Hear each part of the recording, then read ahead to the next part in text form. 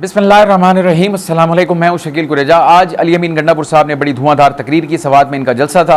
उनके दीगर रहनुमा जो हैं उन्होंने भी तकारीर की और ये इनका जलसा जो था जिसमें इनके इत्तेहादी भी शामिल थे, ग्रैंड अपोजिशन अलाइंस के तहरीक तहफ़्फ़ुज़ आइन पाकिस्तान वाले। तो बहरहाल जलसा इनका अच्छा रहा। तकरीर जो है अली अमीन गंडापुर साहब की हमेशा की तरह बड़ी पुरजोश थी और आज उन्होंने कुछ वार्निंग्स दी। उनके मैंने 4 तकरीर से जो नुकात हैं वो निकाले हैं, उनके ऊपर बात करते हैं। वो इंतहाई अहम है। कुछ उनका माजी का हवाला है, कुछ मौजूदा है और कुछ मुस्तकबिल का है। तो तकरीर उन्होंने बड़ी जामे की लेकिन जज्बात से भरपूर थी। सबसे पहले जब तकरीर का उन्होंने आगाज़ किया तो झंडे, 2 झंडे जो हैं वो डंडे के ऊपर लगे हुए थे। ऊपर पाकिस्तान का झंडा, उसके नीचे पाकिस्तान तहरीक इंसाफ का झंडा, उनको लहराया और तकरीर का आगाज़ जब किया, तकरीर के आगाज़ के पहले ही मिनट में गालबन वो शदीद जज्बाती हो गए। और तकरीर जो उन्होंने की, मैं उसमें सबसे अहम नुकता जो पहला मेरी नज़र में है उसके ऊपर मैं बात करता हूँ क्योंकि उसका ताल्लुक माजी से भी है और हाल से भी है। वो उनका एक जुमला था, वो ये कहते हैं कि इमरान खान एक सोच और नज़रिए का नाम है और नज़रिए को जितना दबाओगे उतना ही उभरेगा। तो ये उनका पहला जुमला जो है, इमरान खान एक सोच और नज़रिए का नाम है और नज़रिए को जितना दबाओगे वो उतना उभरेगा। अगर इसका ऑपरेशन करें, इसकी डायसेक्शन करें, तो मैं आपको थोड़ा माजी में लेके चलता हूँ। मेरा उसमें जुमला ये है कि इमरान खान साहब को रोकने के लिए हर कोशिश की गई लेकिन अब तक के हालात, वाक़यात और जो नताइज हैं वो ये बताते हैं कि सब कुछ जो है बेनतीजा रहा। ऐसा कुछ ना हो सका जो कि सोचा गया था जो काम करने से पहले। इसका आगाज़ कहाँ से होता है? इसका आगाज़ कम बेश 2 साल पहले, यानी कि 10 अप्रैल की जो रात थी, 9 अप्रैल की रात और 10 अप्रैल वाली, वो उस वक्त हुआ जब अदम एतमाद कामयाब हुई और इमरान खान साहब डायरी लेके अपने घर चले गए। वहाँ से इसका आगाज़ होता है और ये इमरान खान की जो 2 साला इनिंग्स है जिसमें अब 1 साल से कम बेश 1 साल से 300 के करीब दिन उनके हो गए जेल में। वो पाबंद सलासल भी हैं। उनकी पार्टी के साथ जो कुछ हुआ, मुकदमात हुए, इलेक्शन से पहले इमरान खान को 1, 2, 3 पै दर पै सज़ाएँ हुई, जेल काट रहे हैं। वो पार्टी रहनुमा जो हैं बहुत सारे अंडरग्राउंड हैं, बहुत सारे मुकदमात का सामना कर रहे हैं और बहुत सारों का मिलिट्री कोर्ट्स का ट्रायल जो है वो चल रहा है। पाबंद सलासल हैं। पाबंदियाँ पार्टी के ऊपर अपनी जगह मौजूद हैं और इवन मीडिया के ऊपर जो है इमरान खान साहब की तस्वीर, उनकी तकरीर, उनका बयान, उसको नशर नहीं किया जा सकता। लेकिन इसके बावजूद भी आप देखें, जेल से बैठे हुए इमरान खान के इंटरव्यूज़ भी इंटरनेशनल मीडिया में छप गए। उनका वहाँ पे एक इंटरव्यू जो है, एक इंटरव्यू और एक आर्टिकल वो भी छप गया और रोज़ाना की बुनियाद पे उनकी तरफ से ख़बरें भी आ जाती हैं जिनके ऊपर बात होती है, मीडिया पे भी होती है, सोशल मीडिया के ऊपर भी होती है, गुफ्तगू होती है। और इसके अलावा अगर आप इसके अलावा देखें तो उनका जो ट्विटर हैंडल है वहाँ से भी पैगामात का सिलसिला जो है वो जारी है। तो पॉइंट ये था कि इमरान खान साहब को रोकने की जितनी भी कोशिशें की गई वो बज़ाहिर कारगर नज़र नहीं आई। ये तो एक फैक्टर हो गया जो इमरान खान की ज़ात से मुताल्लिक है और उनकी पार्टी। अब आ जाते हैं पार्टी को, जो कुछ उन्होंने सामना किया। 2 हिस्से उसके कर लेते हैं, एक इलेक्शन से पहले, एक इलेक्शन के बाद। इलेक्शन से कबल उनकी पार्टी के साथ जो कुछ हुआ वैसे तो वो बताने की ज़रूरत नहीं है, लेकिन जो इनका ये बयान है कि एक नज़रिया और सोच है जिसको दबाने की कोशिश की जाएगी, जितनी कोशिश करेंगे वो उतना उभरेगा। ये बात किसी हद तक दुरुस्त साबित होती है। आप देखें, पार्टी इलेक्शन से कबल 9 मई का वाक़या तो चले हो गया, फिर 9 मई के वाक़ये के बाद उनके साथ जो कुछ हुआ वो भी आपके सामने है। पार्टी सारी अंडरग्राउंड चली गई। उनके जो लीडर्स थे, जो रहनुमा थे, उनको कागजात नामजदगी जमा करवाने नहीं दिए गए। बहुत सारों को नहीं करवाने दिए गए, बहुत सारों ने करवा लिए। पार्टी सिंबल उनसे ले लिया गया, यानी बल्ले का निशान। उम्मीदवार सारे आज़ाद हो गए और उनका इंटर पार्टी इलेक्शन जो है वो भी कलअदम करार दे दिया गया। यानी वो हर मुश्किल उनके लिए पैदा की गई जो कि की जा सकती थी। मुकदमात का सिलसिला हो, जेलों का सिलसिला हो और धावे उनके घरों के ऊपर या उनके स्टेशन के ऊपर धावे बोलना हो, ये सब कुछ उनके साथ किया गया। यानी लीगल महाज के ऊपर भी और इसके अलावा जो आपका पॉलिटिकल महाज है उसके ऊपर भी, और जो मुखालफीन हैं उनके लिए यानी रेड कारपेट से मतलब ये है जहाँ इमरान खान को कांटों के ऊपर चलाया गया तो वहाँ दूसरी साइड जो है उनके लिए रिलीफ का सामान जो था वो पैदा किया गया। यानी उनके लिए कोई मुश्किलात नहीं थी। नवाज शरीफ का मामला आपके सामने है, इलेक्शन से पहले वो किस तरह आए, किस तरीके से उनकी बायोमेट्रिक हुई, किस तरह उनके मुकदमात का सिलसिला जो था वो यानी ख़त्म हुआ, रैप अप हुआ, वो आज़ाद हो गए, नाअहलियत ख़त्म हो गई, इलेक्शन लड़ने के अहल हो गए, इलेक्शन लड़ भी लिया, जीत भी लिया। और बहुत सारे मामला जो थे, ये 2 पैरेलल हैं जिनको आप देख सकते हैं। ये चीज़ें तो हैं वो इलेक्शन से पहले की हैं। इलेक्शन वाले दिन क्या हुआ?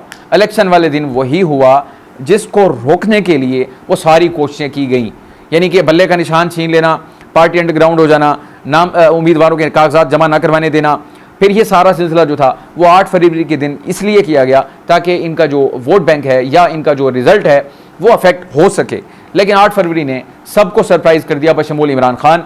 इमरान खान साहब ने भी शायद इतनी तवक्को नहीं की होगी। उसकी बुनियादी वजह यह है कि ऑन ग्राउंड जो रियलिटी थी उनको भी पता था कि पीछे बचा क्या है, कि अब ये मेरे लोग जो हैं वो जीतेंगे।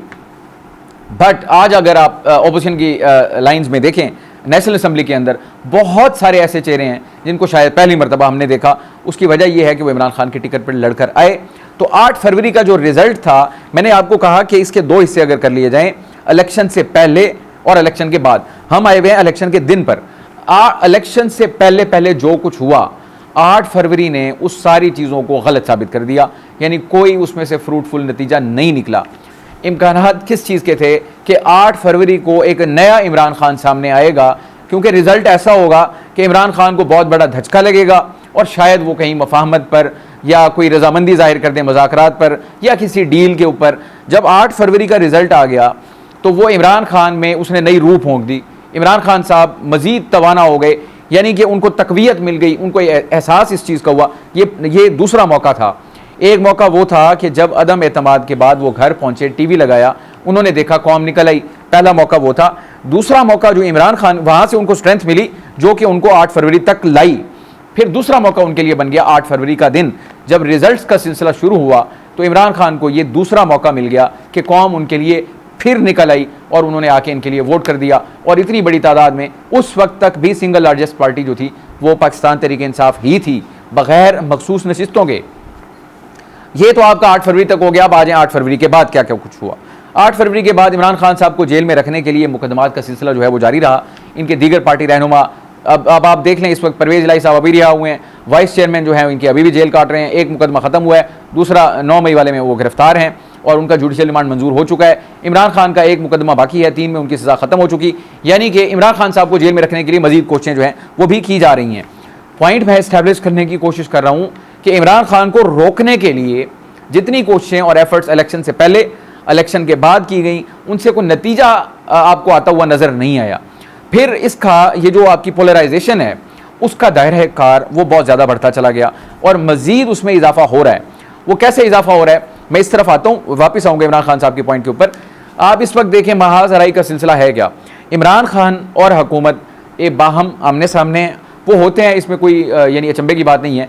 हुकूमत और अपोजिशन वो दोस्त तो होते नहीं, वो एक दूसरे के मुखालिफ होते हैं। और अपोजिशन जो होती है वो गवर्नमेंट इन वेटिंग होती है, वो इनकी पॉलिसियों के ऊपर, इनके इकदाम के ऊपर तनकीद करती है, दबाव डालती है ताकि हुकूमत बेहतर परफॉर्म करे या उसके पाँव उखड़ जाएँ। तो ये तो इनका चलता रहता है, वो कोई बड़ी बात नहीं है। अब आगे आ जाएं, इमरान खान साहब और इस्टेब्लिशमेंट वो एक दूसरे के आमने सामने हैं और ये एक तनाज़ा जो है वो खड़ा हुआ है। इमरान खान साहब ने इस्टेब्लिशमेंट को फरीक बना दिया है, यानी कि अब फरीक तो वो हैं, उसकी मैं आपको एग्जाम्पल दे दूँ। इन्होंने कहा जी हम मुज़ाकरात उन्हीं से करेंगे, वहाँ से जवाब आया कि इंतशारी टोले के साथ कोई बात नहीं होगी। तो ये इनके दरमियान ये एक महाज़राई का सिलसिला है। फिर आप आ जाएँ अदलिया और इस्टेब्लिशमें वो एक दूसरे के आमने सामने हैं, महाज़राई जो है वो बढ़ रही है। उसकी बड़ी एग्जाम्पल जो है वो आपके 6 जजेस का ख़त है। इस्लामाबाद हाई कोर्ट के 6 जजेस ने जो सुप्रीम जुडिशल काउंसिल को ख़त लिखा जिसमें क्या कुछ कहा गया उसका एक माजी भी है। फिर उससे थोड़ा पीछे चले जाएं तो आपके जस्टिस शौकत सिद्दीकी जो थे, उनका जो ख़त था, जो उनकी तकरीर थी, जो कुछ उनके साथ हुआ वो भी आपको ये गवाही देता है महाज़राई की। और ये सिलसिला यहाँ रुका नहीं, आगे चलता रहा। आप आ जाएँ अहमद फरहाद केस में क्या हुआ कि जज साहब ने, जस्टिस ये जो कियानी साहब हैं, इनकी जानिब से, मोहसिन अख्तर कियानी की जानिब से क्या कुछ नहीं कहा गया, ऑर्डर्स के अंदर क्या कुछ नहीं लिखा गया। बिलाखिर अहमद फरहाद वाला मामला जो है वो किसी न किसी करवट बैठा, उसको बाजियाब करा के जाहिर करना पड़ा और वो किया गया।